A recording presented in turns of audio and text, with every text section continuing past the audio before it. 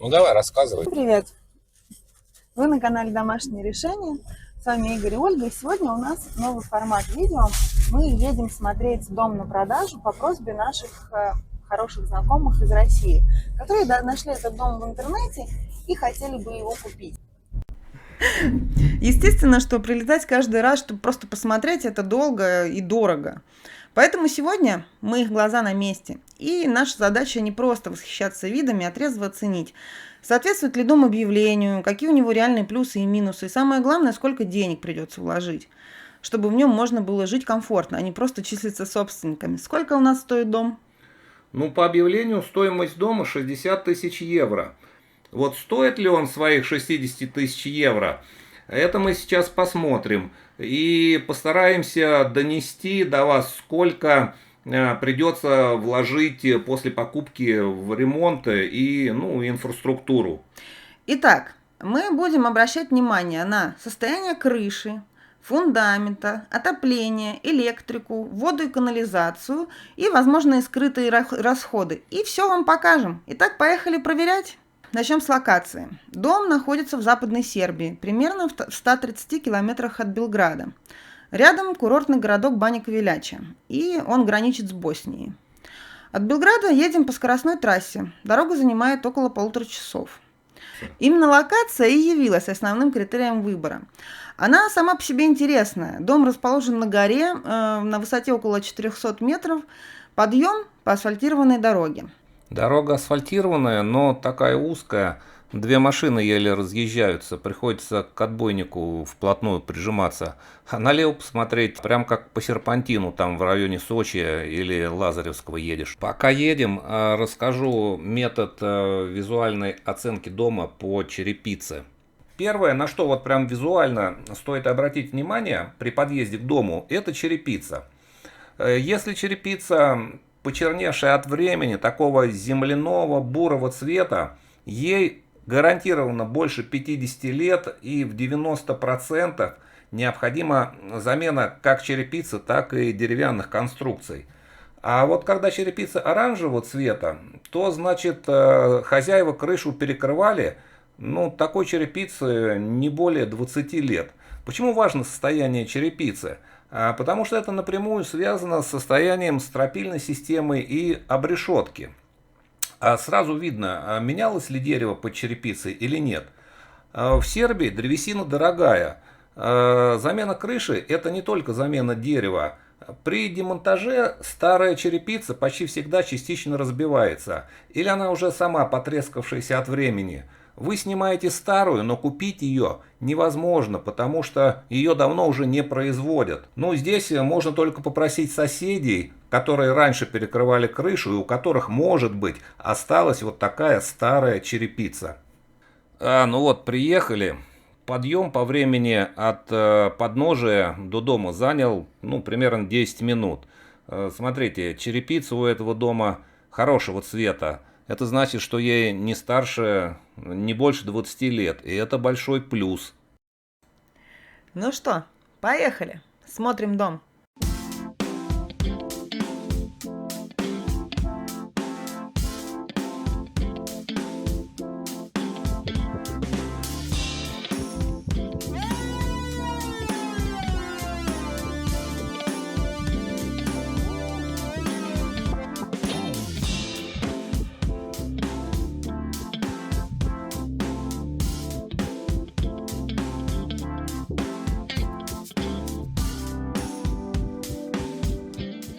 Сейчас осматриваем приземле.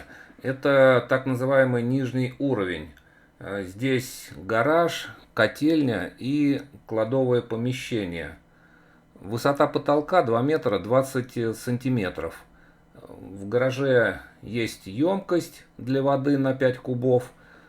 Хотя зачем она в гараже стоит? Логично было бы закопать ее на участке, чтобы был подъезд для машины, которая возит воду. Приехала и слила в бочку воду, а затем уже насосной станции подавать воду в дом. Здесь в котельне установлен котел, который работал на мазуте или отработанном машинном масле. По дому разведено центральное отопление, но радиаторы года два назад были демонтированы и, со слов нашего гида, украдены. За домом есть колодец, емкость такая большая, где хранили отработку для котла. Восстановить старую систему отопления возможно, но вопрос, целесообразно ли. Скорее всего, придется устанавливать новый или твердотопливный котел, или пеллетный. Газа здесь нет и в ближайшее время не планируется. Дом стоит на бетонной плите, залитой по периметру высотой 15 сантиметров. Перекрытия железобетонные или, как бывает у сербов, железокирпичные. Это распространенная сербская технология. На арматуру нанизывается полый кирпич и соединяется между собой. А затем конструкция сверху заливается бетоном, 5-8 сантиметров толщиной.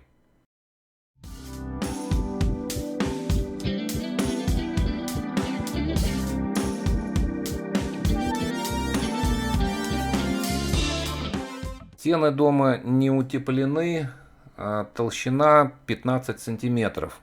Для сербских зим этого недостаточно, особенно на высоте 400 метров. Здесь, я так думаю, будет градусов на 4-5 холоднее, чем внизу в бане Ковелячи. Ну и самое потрясающее, конечно, в этом доме – это вид с террасы. С террасы открывается вид на Боснию и Герцеговину. Летом здесь можно пить кофе, просто отдыхать и расслабляться. В округе существует много пеших маршрутов. И для людей, которые любят туризм, пеший туризм, и просто наслаждаться тишиной и свежим воздухом, это замечательно. Но минусы, конечно, тоже есть.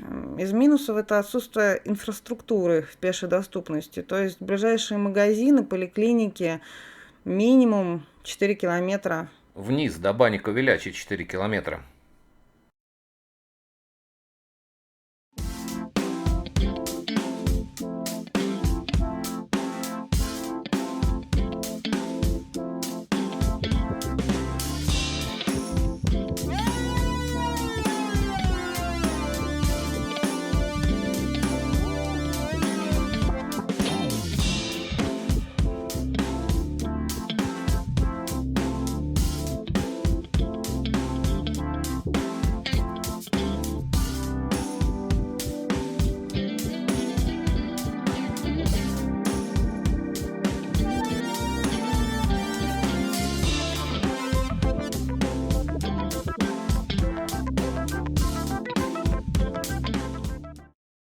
Первый этаж.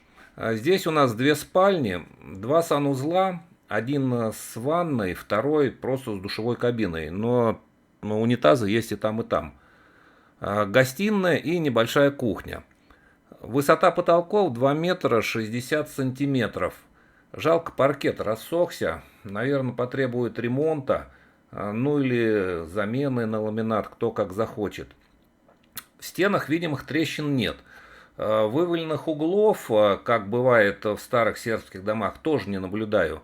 И это хороший знак. В доме 10 лет никто не проживал. Владелец живет в Белграде.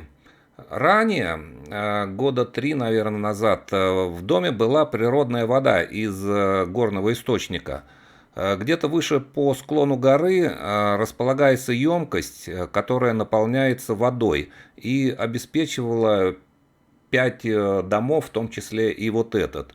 Но где-то, по словам нашего гида, 4-5 лет назад уровень воды снизился и емкость перестала набираться. Соответственно, система вся перестала работать. И сейчас воды в доме нет. Существует проект по подключению всех близлежащих домов к городскому водопроводу, но пока это больше разговоры.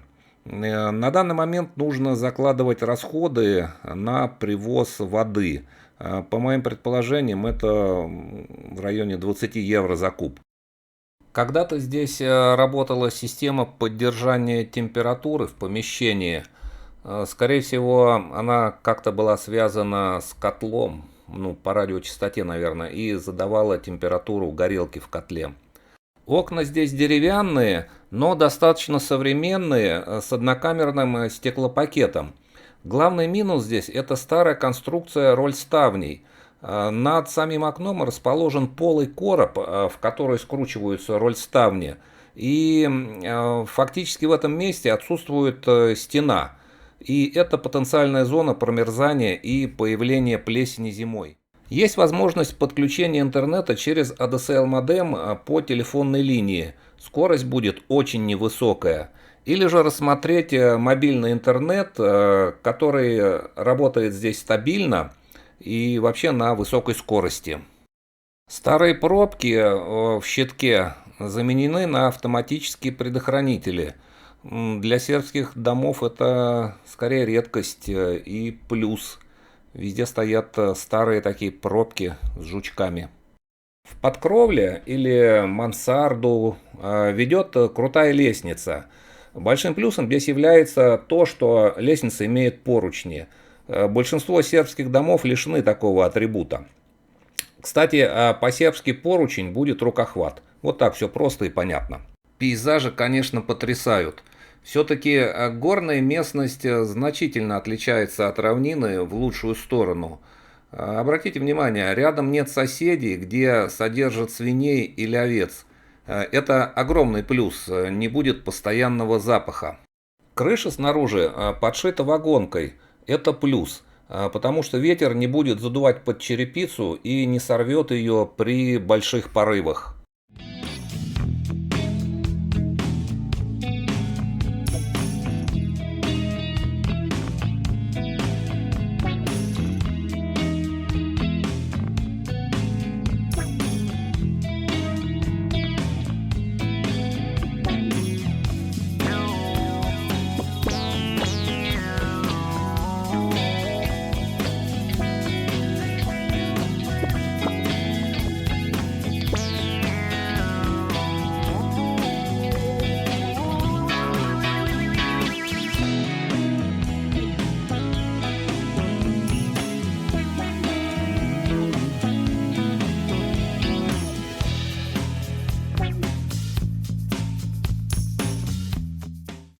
На мансарде всего одна комната с туалетом. Душа нет, только раковина. Ну, установлены такие же окно и дверь балконные, как и во всем доме. Высота потолка 2 метра 15 сантиметров. Вот здесь выходы на чердак через 2 двери из коридора. Смотрите, стропильная система, обрешетка в хорошем состоянии, даже в более чем хорошем, в отличном. Необходимо заменить примерно, наверное, 10-15 черепиц, которые были сорваны ветром. Боковые помещения можно использовать как кладовые или перестроить под гардеробные.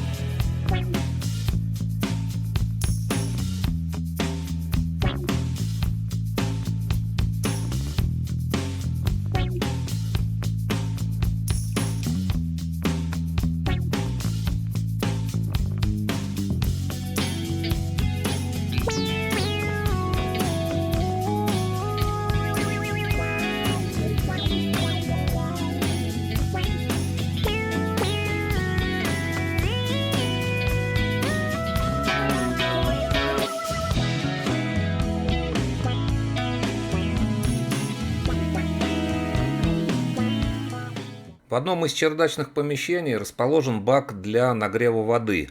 Летом он нагревался солнцем, и, судя по разводке, горячая вода подавалась на кухню и в одно из помещений душа.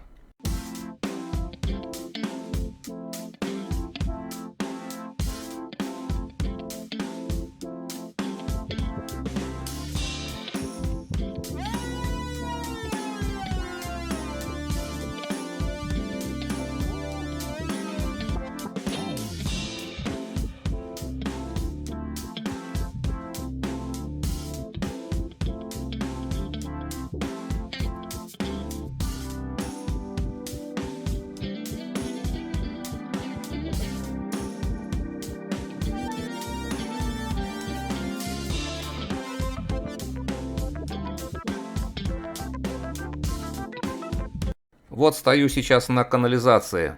Ну, конечно, канализация — это громко сказано. Просто яма. А никто и не заморачивается с септиками. В Сербии действительно септики с переливами, может быть, и есть в каких-то современных домах в черте больших городов. А в селах, где нет центральной канализации, делают просто. Выкладывают яму кубов на 5, обкладывают ее кирпичом и сверху кладут бетонную плиту с люком для откачки. Ну и туда, соответственно, выводят трубу из дома. Вот как раз за домом емкость вкопана для отработки. На ней котел работал.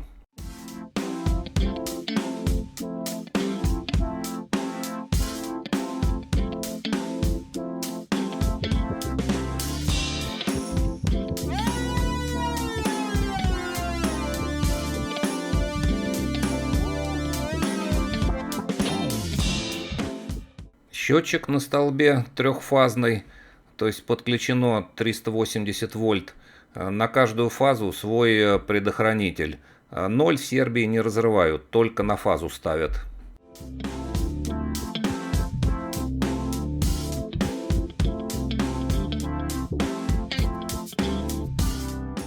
Заземление выполнено. Отсюда провод идет в щиток и далее к розеткам.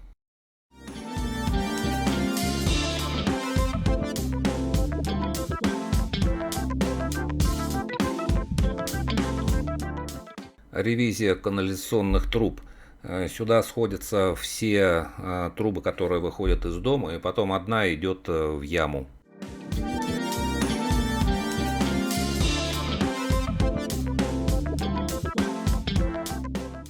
Итак, подведем итог. Подходит ли этот дом под формат «купил мебель и живи»? Если честно, думаю, нет. Хотя цена в 60 евро для такой локации и выглядит привлекательной.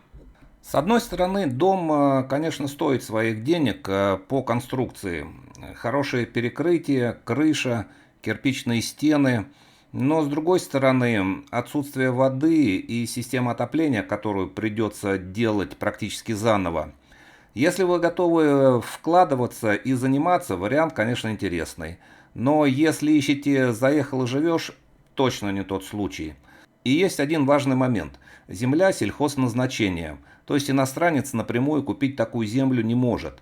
Но, думаю, при нормальной работе риэлтора это решаемо, и землю можно перевести в градостроительную.